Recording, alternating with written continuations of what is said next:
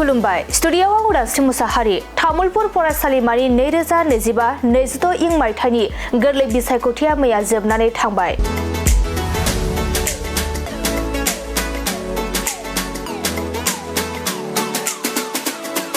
तामुलपुर जिल्लानि बिखायाव थानाय तामुलपुर फरायसालिमानि 2025-26 इं मायथाइनि गोरलै बिसायख'थिया मैया मोजाङै मोजां जोबनानै थांबाय।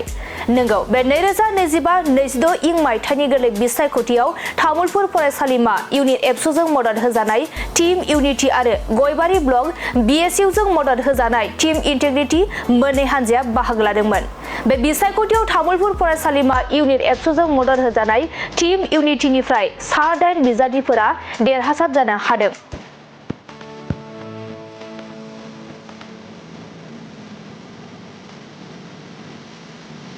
आरो गयबारि ब्लक BSUजों मदद होजानाय टीम इन्टिग्रिटीनिफ्राय 3 बिजाथिया देरहासार जानो हादों। टीम इउनिटीनिफ्राय देरहासार जानो हानाय बिजाथिफोरानो जाबाय आफादगिरि धोरोमसार दैमारि, लेङाइ आफादगिरि लाइमोन बर', लोगो नेहाथारि थमास रामसियारि, हिनजावसाफोरनि जिरायग्रा खथा नेहाथारि पिंकुमणि बर', हौवासाफोरनि जिरायग्रा खथा नेहाथारि खोरोम ब्रह्म, समाज सिबियारि नेहाथारि बिरदाव दैमारि, बाथ्रा दान्थे नेहाथारि अनिता बर' आरो गेलेमु नेहाथारि अजित बर'।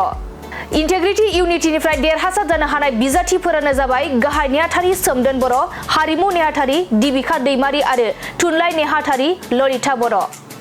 बे समाव गोजान मोनाबिलि समनि साफ्रोमबो नैबे निउस चेनेल मिडिया नायगिरि साफ्रोमबो रायजो राजा नोंथांमोनखौ बरायनानै लाबाय। तामुलपुर कलेज स्टुडेन्ट इउनियननि जि खुंनाय जेनेरेल इलेक्शन बे इलेक्शनाव टीम इउनिटी जानानै आं आफादगिरि मासियाव बिजाथि महरै गसंथिदोंमोन आरो लोगोसे टीम इउनिटीआ तामुलपुर कलेज इउनिट एबसुआ टीम इउनिटी मुं होनानै 11 बिजाथिफोरखौ तामुलपुर कलेज इउनिट एबसुनि कलेज जेनेरेल इलेक्शननि जि जेनेरेल इलेक्शन बेयाव 11 फारियै आफादगिरिखौ लाफानानै गार्लस कमन रुम बेसिम बिजाथिलाय फसंदोंमोन। बेनिनो आं आफादगिरि बिजाथिनि आं देरहासार बे समाव इलेक्शन कमिशनारा फोसावबाय। आंजों लोगोसे 8 बिजाथिफोरा देरहासार जाबाय। बेनिनो जों दुखु फोरमायनांगोन जोंनि गाहाय नेहाथारि मासिनि बिजाथि बिथाङा खम भटनि गेजेराव जेननांबाय आरो बे समाव आंनि टीम इउनिटीनि साफ्रोमबो देरहानाय बिजाथिफोरखौ आं बे समाव बरायनानै लाबाय आरो जोंनि जि बेरेखा दोलोनि जि टीम इन्टिग्रिटीनि देरहासारनाय साफ्रोमबो बिजाथिफोरखौ बे समाव आं बरायनानै लाबाय आरो बिथांमोनखौ साबायखर बावबाय जिहेतु बिथांमोनाबो तामुलपुर कलेजनि जि जेनेरेल इलेक्शनाव बाहागो लाबाय। जियानो जा आं साबायखर बावनांगोन तामुलपुर कलेज इउनिट एबसुखौ। बिथांमोना मेंनाय बानाय गैयाजासे जि टीम इउनिटीखौ देरहानांगौनि थाखाय बिथांमोना खामानि मावबाय। साबायखर बावनांगोन बे फरायसालिमायाव फरायनाय साफ्रोमबो फरायसा बिथांमोनखौ बिथांमोना गाव गावनि बेसेन गोसा भटखौ आंजों लोगोसे टीम इउनिटीनि 8 जि देरहासार बिजाथि बिथांमोननो होबाय। साबायखर बावनांगोन आंनि साफ्रोमबो लोगोफोरखौ जाय बिथांमोना आंनि थाखाय मेंनाय बानाय गैयाजासे बे जेनेरेल इलेक्शनाव टीम इउनिटीनि साफ्रोमबो बिजाथिखौ देरहानांगौनि थाखाय जिबायदि बिथांमोना खामानि मावबाय।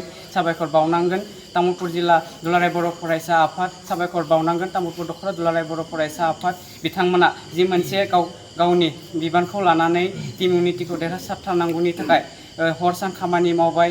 मेंनाय बानाय गैयालासेनो बिथांमोना खामानि मावबाय आरो उननि समाव बे फरायसालिमानि जि स्टुडेन्ट इउनियन बेनि जानानै फरायसालिमा जौगानांगौनि थाखाय साफ्रोमबो फरायसाखौ बे फरायसालियाव खौसेथि आरो गोजोनै खामानि मावलांनायाव साफ्रोमबो फरायसा बिथांमोननिफ्राय हेफाजाब मोनगोन आरो आसा खालामदों बे फरायसालिनि गोरायुंजों लोगोसे गुबुन गुबुन बिफाननि एसिस्टेन्ट प्रफेसर सार बिथांमोनाबो जोंखौ थुलुंगा हेफाजाब होगोन आरो जों जयै खामानि मावलांनायाव जाहाथे बिथांमोना थुलुंगा होयो बेखौ आसा फारिबाय आरो जोबथारनायाव बे फरायसालिमायाव फरायनाय साफ्रोमबो फरायसा लोगोफोरखौ साबायखर बावबाय जिहेतु बिथांमोना गाव गावनि बेसेन गोसा भटखौ जोंनो होनानै जोंनि टीम इउनिटीनि 8 बिजाथिफोरखौ देरहासार खालामबाय। एसेनोसै।